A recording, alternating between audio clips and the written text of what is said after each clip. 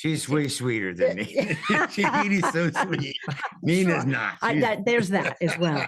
I just loved them so much, and they would make fun of me so much, and that's my love language. So I had just a delightful time.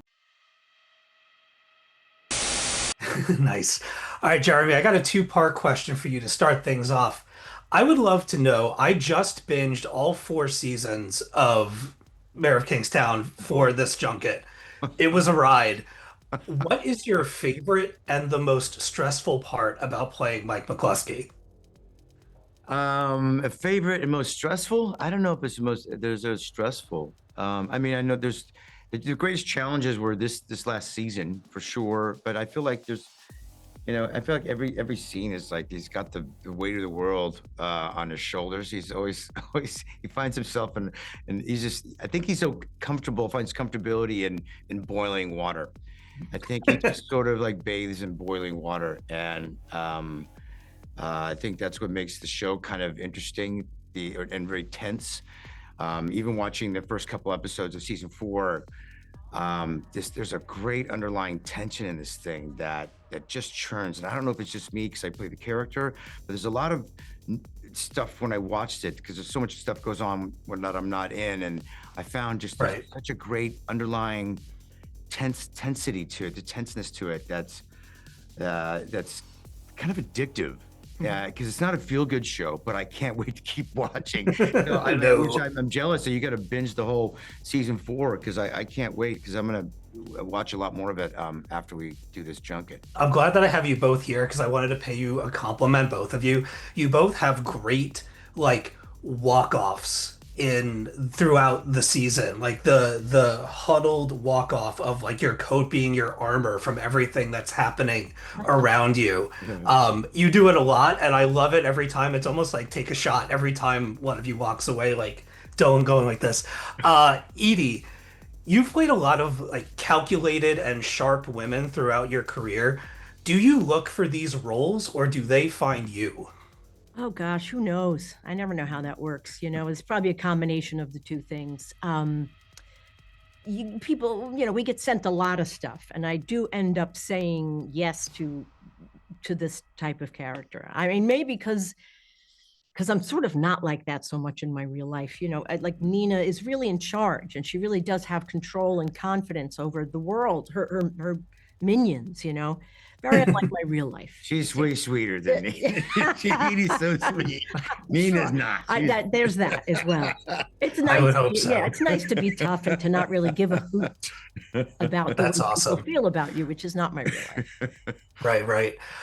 Jeremy, if you could cross over with any of Taylor's other properties, do you have one in mind that you would like to make happen? Oh, I don't know.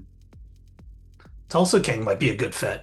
Yeah, and I'm also like the Lioness too. That's cool. I like that franchise he's got going. Shot pretty filmic and has cartel sort of. There could be. We got some cartel issues in Kingstown. Yes, we do. All right. Well, thank you both very much for your time. I really appreciate it. I really enjoyed the season, and I wish you both the best of luck on this launch. Thank you. Appreciate it, man. No problem. Take care. Laura, is the prison set as genuinely terrifying as it appears? And is there any form of counseling available to the cast to help mitigate the stress of the environment? Can I tell you, when I walked in there for the first time, I was like, oh no. But the people are so wonderful, and we laugh so much, and we have such a good time. And the guys that were my sort of posse, I just loved them so much, and they would make fun of me so much, and that's my love language. So I had just a delightful time. So eventually those gray brick walls became my favorite thing to see. Okay. Hugh, in your opinion, what is it about a prison setting that makes for such great storytelling? I grew up in a prison town. That's when Taylor and I created this show, that was something I was obsessed with. I mean, I always have been. My dad would drive me to hockey practice at 5:30 a.m.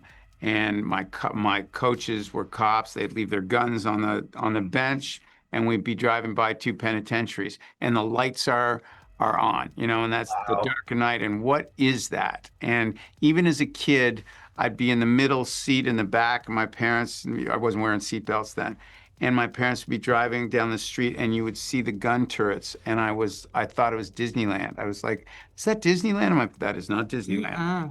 And I've always been drawn. I was a heroin addict for years, up until about 20 years ago. I cleaned up, and I was involved in a lot of nefarious activity, and I just was, just immersed in this world. And when I met Taylor Sheridan, and he was my acting coach, we were talking about acting, and Vera Farmiga had gotten me to LA. I was in a movie with her, and Taylor and Vera were just, "You've got to focus." And I would continue to talk about where I was from and my life experience, and Taylor was like, "Well, we could write that easily." And we wrote Mare about 15 years ago. Wow. That first scene with the kid throwing the tennis ball over the prison, and that was the prison that I would drive by every day. Wow. That's really cool that you've made, your journey a part of the story. I love that. I'll stick with you for a moment, Hugh. You have a knack for taking a character who on paper would be very unlikable and making them very charismatic. How would you describe your approach to playing a role like this? I mean, I just play it as honestly as I can. I listen to the other characters. I don't overplay it. I mean, I've been very lucky in terms of I've met a lot of cops. I know a lot of people. I grew up in a world where, I knew a lot of gangsters and cops and prison guards. The guy who's the creative consultant on the show he works for the prisons in Kingston, where I'm from. And so I know guys like that. They're not bad guys. They drink and they fool around and they play hockey, and but what you don't account for is what happens, and the impact of their livelihoods. And some people just don't deal with it very well. And I find it very easy, and I find it a lot of fun to play this character. Well, I enjoyed watching you both this season. I can't wait for other people to check it out. It was definitely a ride. And just thank you so much for your time today. And have fun with the rest of the interviews. Thank you for clicking on our video, everybody. If you like what you saw here, please make sure you like the video and subscribe and share with your friends who like this sort of content. JoBlo was created by movie fans for movie fans, and we appreciate your support.